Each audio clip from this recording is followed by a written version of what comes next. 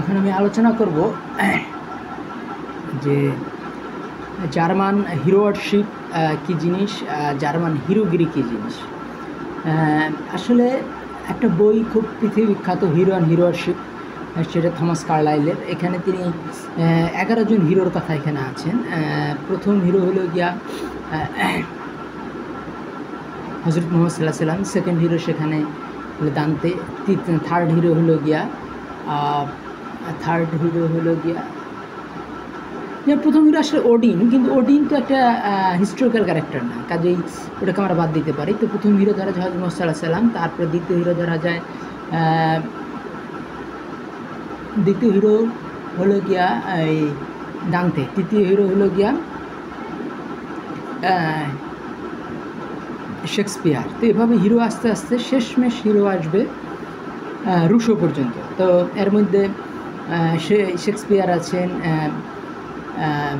প্রথম হিরো হলো গিয়া হজরত মুহাম্মদ সাল্লাল্লাহু আলাইহি ওয়াসাল্লাম, দ্বিতীয় হিরো দান্তে, তৃতীয় হিরো শেক্সপিয়ার। তো এভাবে দেখা যাবে যে শেষ হিরো এখানে আসতেছেন হলো গিয়া রুশো। তাহলে এর মধ্যে জন নক্স আছেন হিরো হিসাবে, মার্টিন লুথার আছেন হিরো হিসাবে।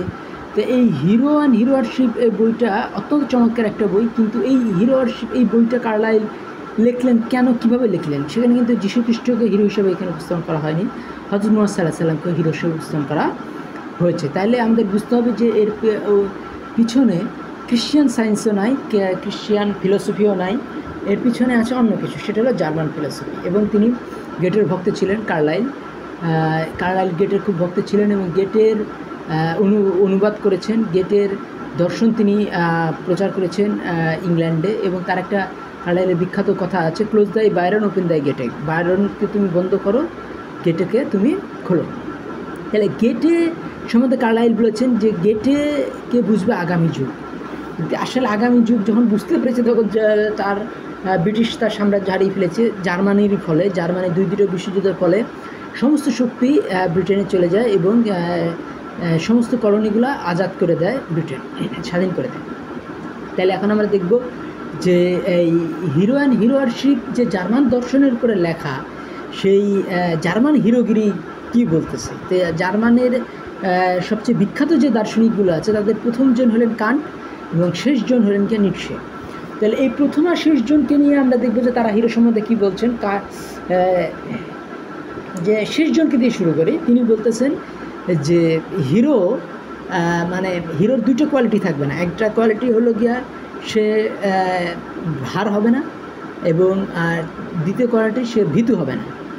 তাইলে তিনি বলতেছেন যে এই নিটশে যে সক্রেটিস ওয়াজ এ কাওয়ার্ড, আর Socrates was a clown and Plato was a coward. তাইলে সক্রেটিস ছিল একটা ভাঁড় এবং প্লেটো ছিল একজন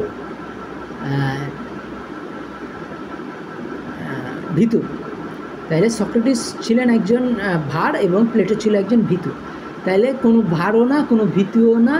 তাহলে হিরো কী হবে, সে ভাঁড়ও হইতে পারবে না এবং সে কী হতে পারবে না, ভীতুও হইতে পারবে না। তাহলে এই দুইটা জিনিস কীভাবে তিনি পাইলেন? এইটা ওই যে কান্ট থেকে গোটা জার্মান জাতির উত্থান বলা হয়। কান্ট বলেছিলেন যে হিরোর দুটো কোয়ালিটি থাকবে, একটা হলো গিয়া সে সাবলাইম হবে এবং দ্বিতীয় কোয়ালিটিটা নোবেল হইতে হবে।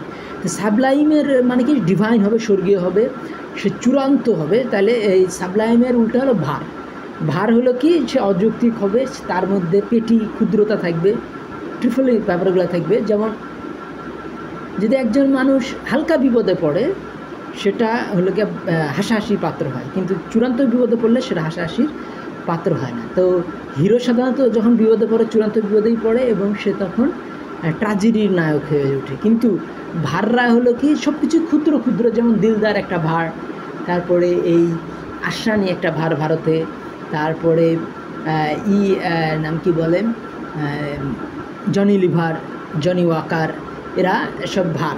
তো ভারতের মধ্যে সিরিয়াসনেসগুলো থাকে না, কোনো মানে বৃহৎ ব্যাপারগুলো তার মধ্যে থাকে না, সাবলাইম থাকে না, সোজা ব্যাপারটা তার মধ্যে। সাবলাইম মানে চূড়ান্ত বিকাশ, সে স্বর্গীয় চূড়ান্ত বিকাশকে আমরা সাবলাইম বলতে পারি। যেমন একটা বাতি, এটা হলো গিয়া বিউটিফুল, কিন্তু সূর্য হলো সাবলাইম।